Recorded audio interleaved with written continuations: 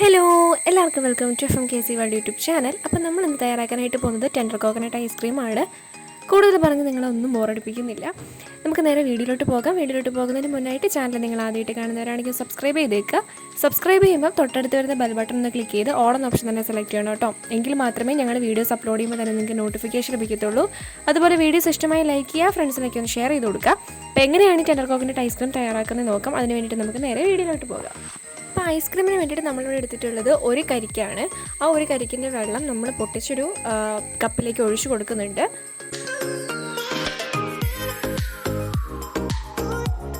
ഇനി നമ്മൾ പൊട്ടിച്ച് മുറിച്ച് വെച്ചിരിക്കുന്ന കരിക്ക് നമുക്കൊരു പാത്രത്തിലേക്ക് ഒരു സ്പൂൺ വെച്ചിട്ടോ അല്ലെങ്കിൽ എന്തെങ്കിലും വെച്ചിട്ട് നമ്മളതൊന്ന് എടുത്ത് ഒരു പാത്രത്തിലേക്ക് മാറ്റി കൊടുക്കാം.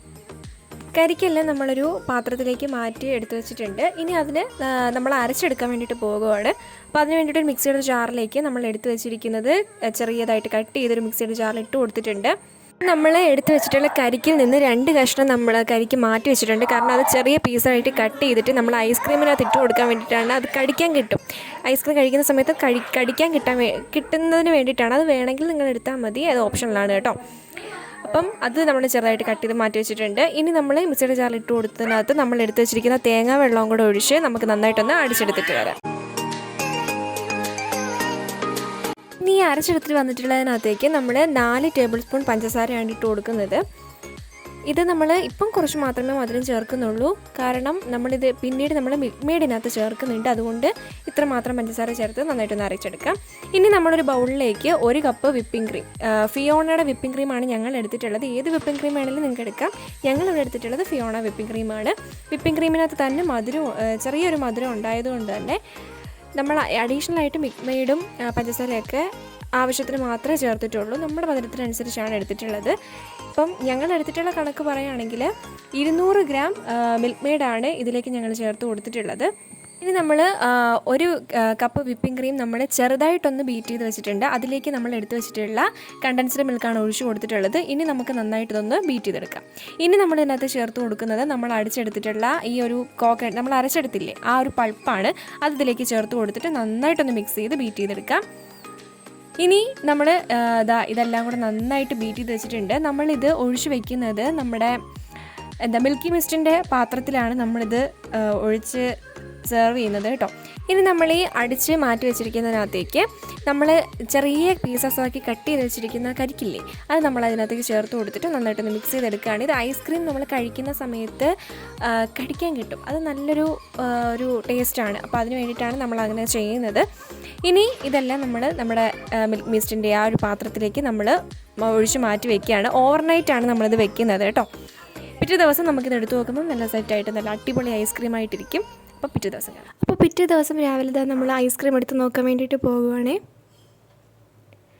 നല്ല അടിപൊളി ഐസ്ക്രീമാണ്. സംഭവം സെറ്റായി റെഡി ആയിട്ടുണ്ട്. നമ്മൾ കടയിൽ നിന്ന് വാങ്ങിക്കുന്ന അതേ ഐസ്ക്രീമിൻ്റെ ടേസ്റ്റ് തന്നെയാണ്. ഇതൊരിക്കലും നമ്മളത് വീട്ടിലുണ്ടാക്കിയതെന്ന് പറയത്തില്ല കേട്ടോ. അമ്മാതിരി ടേസ്റ്റാണ്. അടിപൊളി സംഭവമാണ്. നിമിഷ നേരം കൊണ്ട് വളരെ എളുപ്പത്തിൽ തയ്യാറാക്കാവുന്നൊരു സംഭവമുള്ളൂ. നമുക്ക് ഒരു പാടുമില്ല ഐസ്ക്രീം തയ്യാറാക്കാൻ വേണ്ടിയിട്ട്. അപ്പം എല്ലാവരും ഒന്ന് ട്രൈ ചെയ്ത് നോക്കണം. സംഭവം ഗംഭീരമാണ്.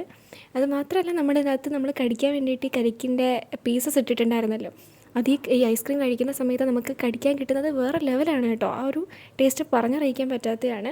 അപ്പോഴേ ഇനി നമുക്ക് നമ്മുടെ അക്കുക്കുട്ടന് നമ്മൾ ഒരു ചെറിയ ബോളിനകത്ത് ഐസ്ക്രീം സെറ്റാക്കാൻ വെച്ചിട്ടുണ്ടായിരുന്നു. അപ്പോൾ ആ ബോൾ ഐസ്ക്രീം നമ്മൾ എടുത്തിട്ട് അവൻ്റെ കൊടുത്തിട്ടുണ്ട്. അപ്പോൾ അവൻ്റെ റിയാക്ഷൻ എന്താണെന്ന് നോക്കാം.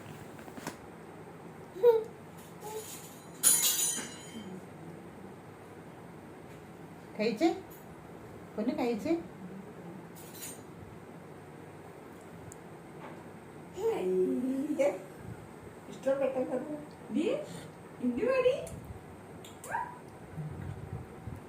കഴിച്ചോ കഴിച്ചേ പൊന്നു, കഴിച്ചേടാ പൊന്നു.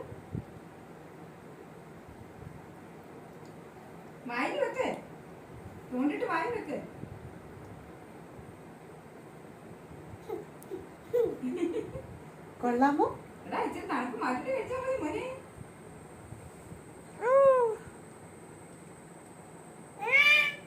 കൊള്ളാമോ?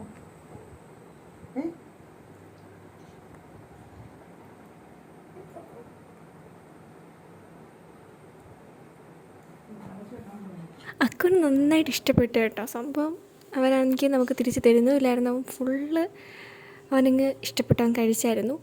അപ്പം എന്തായാലും നമ്മുടെ സംഭവം റെഡി ആയിട്ടുണ്ട്. അപ്പോൾ എല്ലാവരും ട്രൈ ചെയ്ത് നോക്കുക. അഭിപ്രായങ്ങളൊക്കെ കമൻറ്റ് ബോക്സിൽ കമൻറ്റ് ചെയ്യുക. അപ്പോൾ ഇത്രയേ ഉള്ളൂ നമ്മുടെ വീഡിയോ. അടുത്ത വീഡിയോയിൽ കാണാം. അതുവരേക്കും ടാറ്റാ.